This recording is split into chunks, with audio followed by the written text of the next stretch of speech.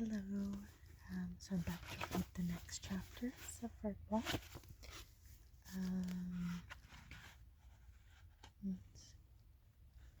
He was talking to Shadow. Clooney was talking to Shadow about sneaking into Redwall, and then Methuselah was talking to Matthias, and he wanted to find out where Matthias wanted to find out where the sword of can I not remember his name? Martin the warrior. My apologies. I do love this book, so you'd think I would remember. Oh, did I accidentally? Seems like I accidentally punctured it.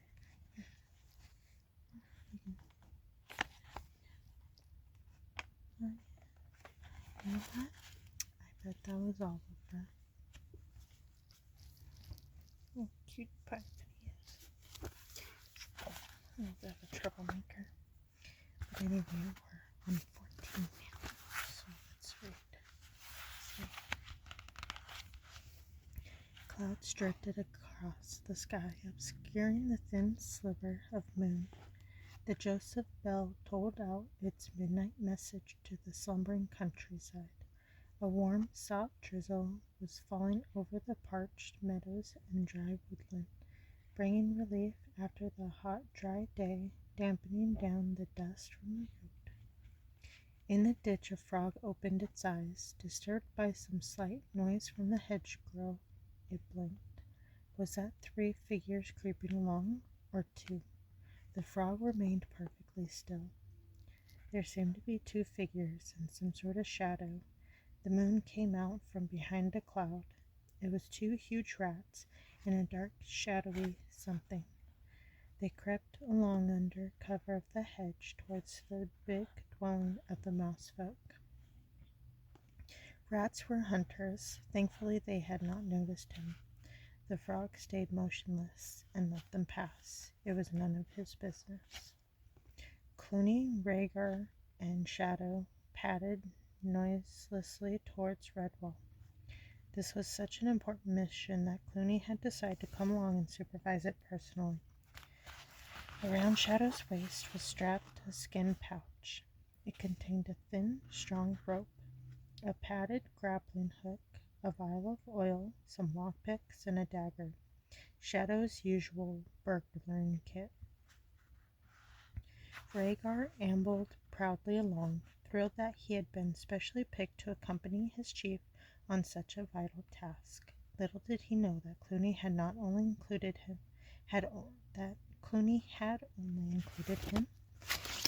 as an insurance if they should get into a tight corner. Rhaegar would serve as an expendable fool. That way Clooney could make good his own escape. The trio halted beneath the lofty abbey walls.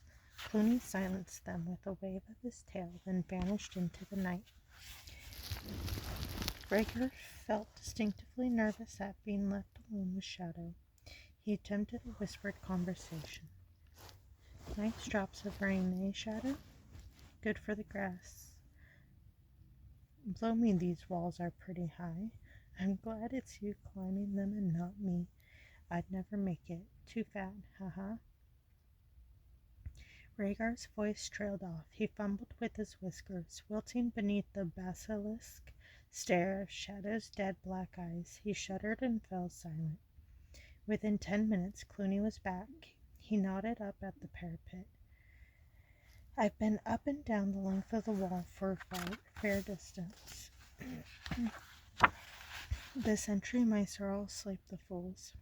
They'd never had to do guard duty before. As soon as night falls, so do their eyelids. That's what soft living does for you. Rhaegar's head bobbed in agreement. You're right, Chief. They weren't in our army, and old Redtooth caught them snoozing. He'd shut your trap, stupid, Clooney hissed. Are you ready, Shadow? Now don't forget your instructions. Shadow bared his yellowed fangs and started climbing. Slowly he made his way upwards like a long black reptile, his claws seeking hidden yeah, niches and crevices in the sandstone. Ever upwards, sometimes stopping, spread-eagled against the surface as he figured out his next movement, taking full advantage of every crack and joint in the wall. No other animal, including his army, could have attempted such an ascent, but Shadow was a climbing expert. He concentrated his whole being on the job in hand, sometimes clinging to the stones by no more than a single claw. Below on the ground, Clooney and Rhaegar strained their eyes upward.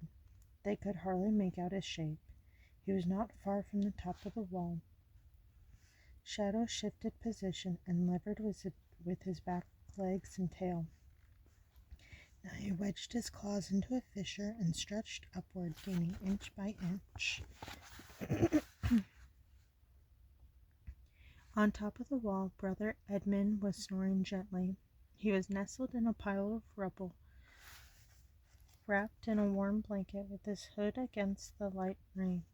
Edmund was oblivious to the long, sharp claws that latched themselves over the parapet edge. A moment later, the sleek black head appeared. Two dense obsidian eyes stared at the sleeping mouse. Shadow had succeeded in climbing the abbey wall. Like a sinuous black lizard, he slithered past slumbering creatures and around rubble heaps, never once making a sound. Friar Hugo mumbled gently in his sleep and moved his head so that his cowl slid off. Drizzle fell upon the fat friar's face, threatening to wake him. Gently as a night breeze, Shadow replaced the hood. Pausing for an instant, Shadow looked about before descending the stone steps from the ramparts to the cloisters. Using shrubs and bushes as cover, he moved furtively forwards, never taking any needless chances or making sudden movements. Sometimes he stopped and waited, letting the minutes tick away as he planned his next progression, gliding like a cloud shadow cast upon the ground by the moon. I don't know why, but during that sequence I kind of pictured the old Disney Robin Hood, when Robin was sneaking in the castle at the end of the film. It's a good movie. Highly recommend it if you haven't seen it. But let's get past. We don't need my commentary, huh? Let's see now. So, like a cloud shadow cast upon the ground by the moon, the door to Great Hall was not locked. Shadow judged that the latch was probably old and creaky. He took out the vial of oil and lubricated the latch and hinges. Carefully, he inched the door ajar. Apart from a tiny squeak, it swung effortlessly open. Sliding inside, he released the door by mistake. A swift night breeze slammed it shut with a dull thud. Shadow cursed inwardly and flung himself behind a nearby pillar. He lay inert, not daring to breathe. 1, 2, 3 minutes. Good. Nobody had been disturbed by the noise. He ventured out to inspect the tapestry that hung upon the wall.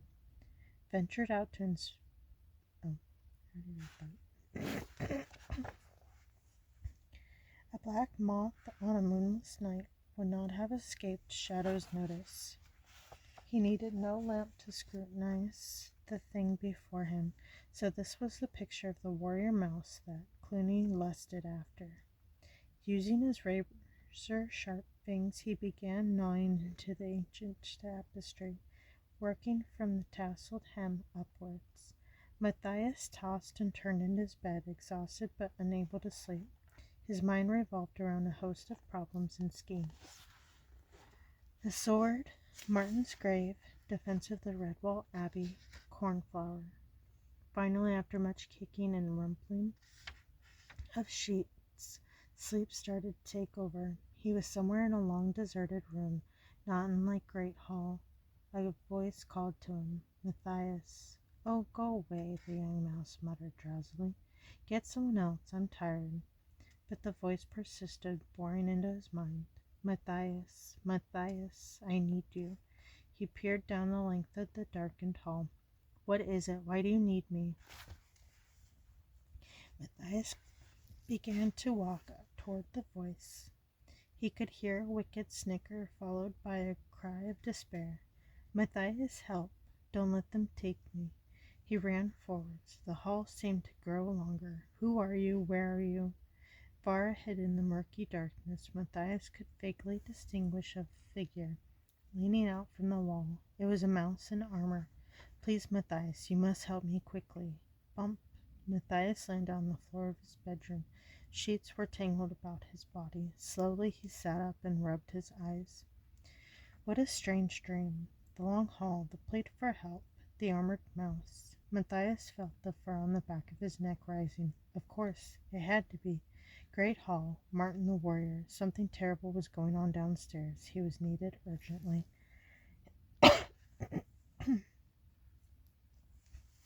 Matthias kicked the sheets from him as he leaped up and dashed headlong from the bedroom along the dormitory corridor and helter-skelter down the spiral staircase. Through cavern hall he clattered in the darkness, stumbling and tripping over furniture, his heart hammering loudly and legs pumping like twin pistons. Martin fell over the top stair and went spiraling down into Great Hall. He lay on the floor, gazing the gloom to the tapestry. Martin was still there, but he was moving. Was it a breeze? No, it can't be. The likeness of the warrior mouse was jiggling about as though it was being tugged in some way. Matthias could see a shadow, but there was nothing to cast it. He jumped to his feet and ran forward as the picture of Martin was ripped away from the tapestry. A rat held it. There was no doubt in Matthias's mind. It was a rat, entirely black from tip to tail, barely distinguishable from the night itself. Shadow heard the footsteps of the floor behind him. With cold, calculated detachment, he wheeled about as his opponent charged. He was certain to defeat such a small creature in combat, but his orders were to get the picture, not to fight little mice. Besides, there was always the additional hazard that the mouse might hang on to him and shout for help until it came. Right? Like a rat.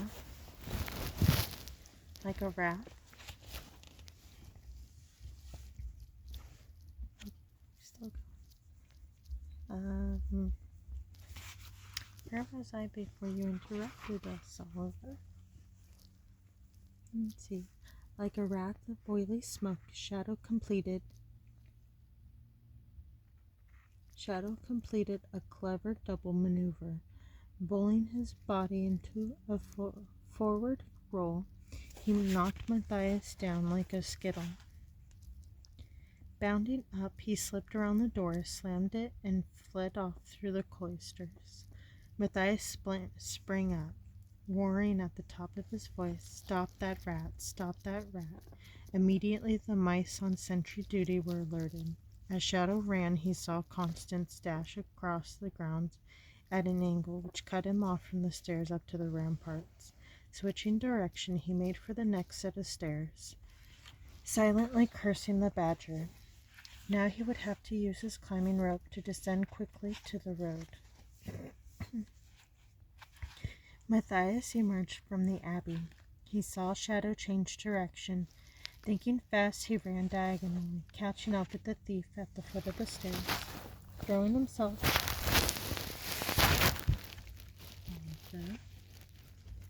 stop shoving yourself into people. I know you like attention. I'd seen it. I need to descend quickly to the road. Let's see. Throwing himself in a flying tackle, Matthias grabbed Shadow by the legs, sending him crashing onto the lower steps. Still clinging to the tapestry, Shadow wriggled like an eel.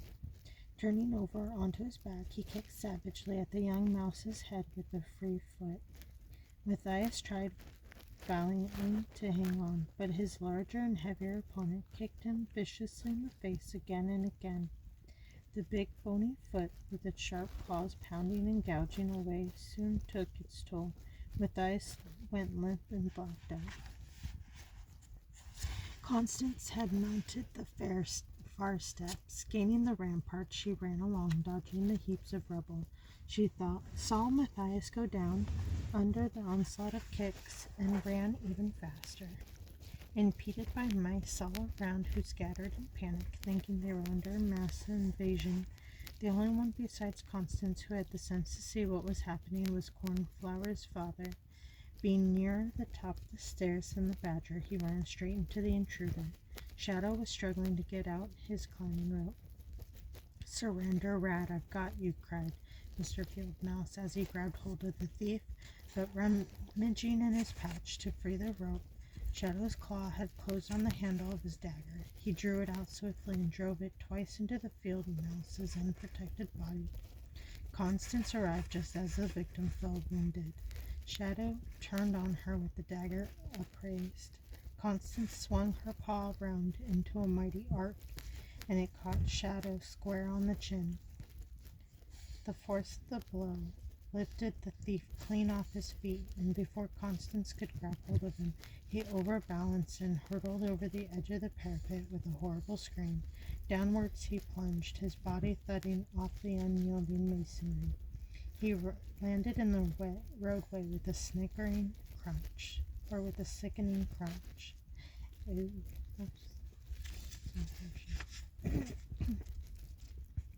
Clooney came dashing towards the stricken Shadow, with Rhaegar scuttling in his wake. Despite his appalling injuries, Shadow managed to lever himself up on one paw. "Clooney, I'm hurt. Help me," he gasped. A piece of tapestry lay upon the road. Clooney snatched it up eagerly.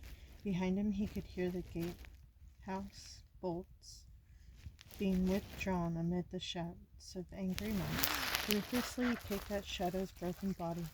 "Get up and run for it, or stay there, fool. I don't carry cripples or bunglers." Leaving the injured Shadow to the mice, Clooney sped off across the road. He covered the width of the ditch with a mighty leap and ran across the meadows. In open country he could outdistance any mice that dared follow him. Waving the tapestry, Clooney laughed in exhilaration as he put on an extra boost. I know. But you can lay right here. I know. You just want to go. Just want to hang out right there, don't ya?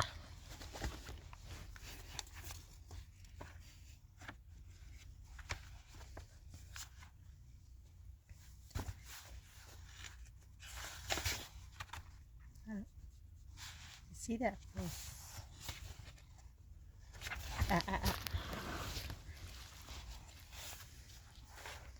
Yes. He just likes to shove himself into people. You're adorable, but not everybody wants you in their face, okay? Okay, so let's see. Rhaegar had panicked completely. He could not jump the ditch, so he scuttled off down the road in the opposite direction from the way they had come. A group of mice led by Brother Alf tried fording the ditch and climbing up into the meadow. Unfortunately, the rain had made the going hard and slippery. Clooney was long gone, and the tapestry with him. Turning back to Redwall, the pursuers came upon Matthias. He was leaning on Friar Hugo's arm in a dazed condition. Painfully, he staggered up the road to where Shadow lay. Wincing, he cast about, searching the muddy roadway for the fragment of tapestry. "It's got to be here somewhere," cried Matthias. He fell upon the injured Shadow, searching his waist pouch. His flat black eyes clouding over, Shadow watched Matthias.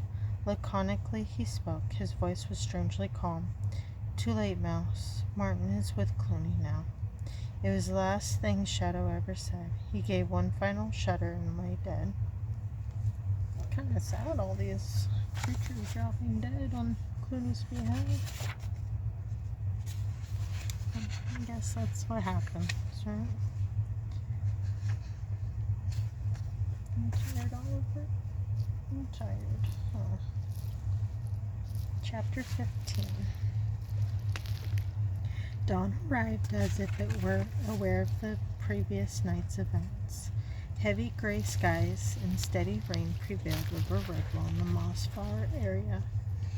Abbot Mortimer looked old and stern as he addressed the assembly in Cavern Hole. The atmosphere was decidedly subdued. Sleeping at your posts, allowing the enemy into our abbey to steal that which we hold most dear. Is this the way you defend us? The abbot's shoulders slumped wearily. There was an awkward hush. Anger and guilt lay thick upon the air. The kindly old mouse shook his head and held up a conciliatory paw. Forgive me, friends. I criticize you unjustly. We are all creatures of peace, unskilled in the art of war.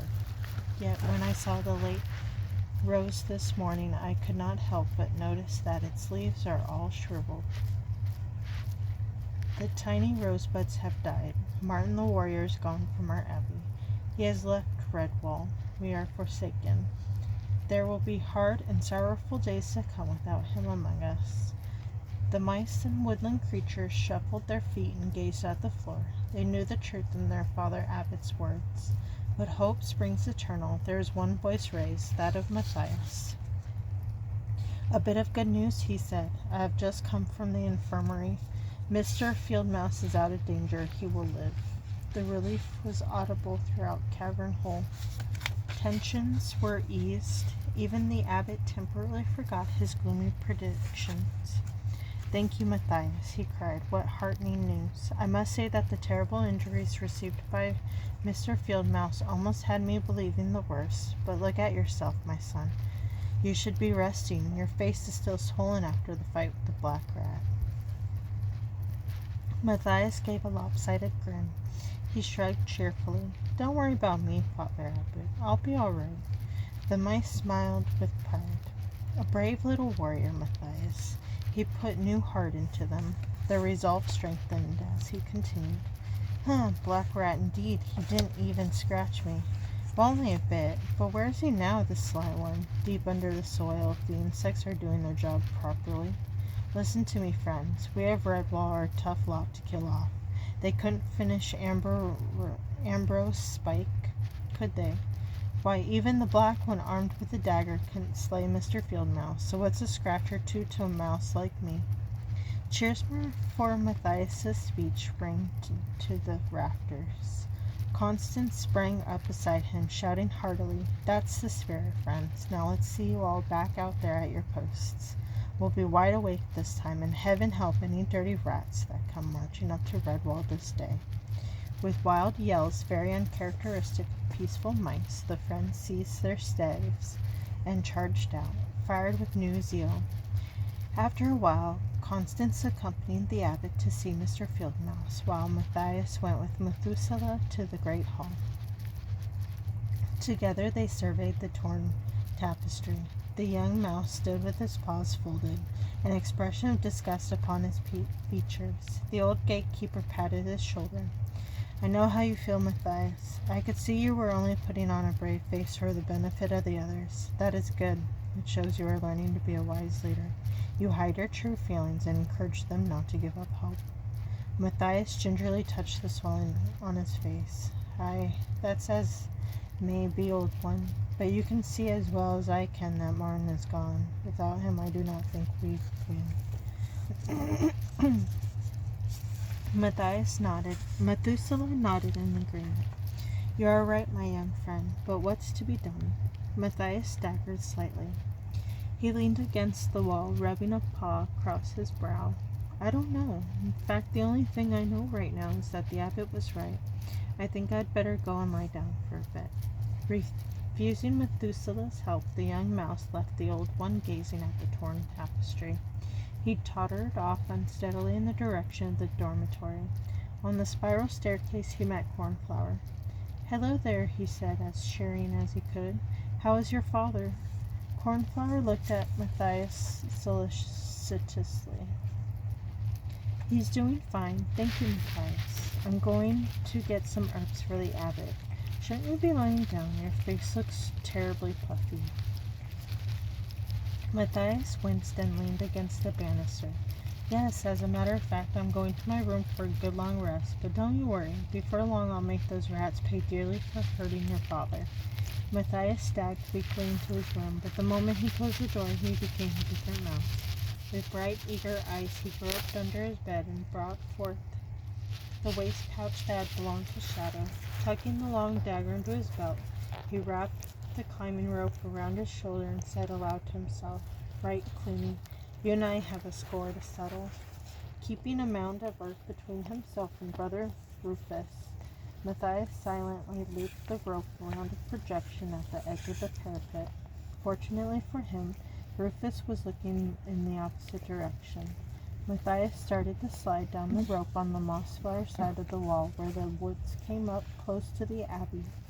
He had imagined the descent would be very difficult and surprised himself by handling it with ease, his confidence growing as he slid swiftly and noiselessly to the fern-covered ground. Crouched in the undergrowth, he mentally rehearsed his plan of action. He'd go through the woods to St. Ninian's Church, avoiding the road that was being watched by sentries. Once at the church, he would discover where the piece of tapestry was kept. Then he would create a diversion of some kind. While Clooney's hoard was occupied, he would snatch the tapestry and get back to Redwall with all speed. Matthias dug deeper into the ferns and was soon a silent ripple making through the lush summer green of mossflower towards the church of St. Ninian.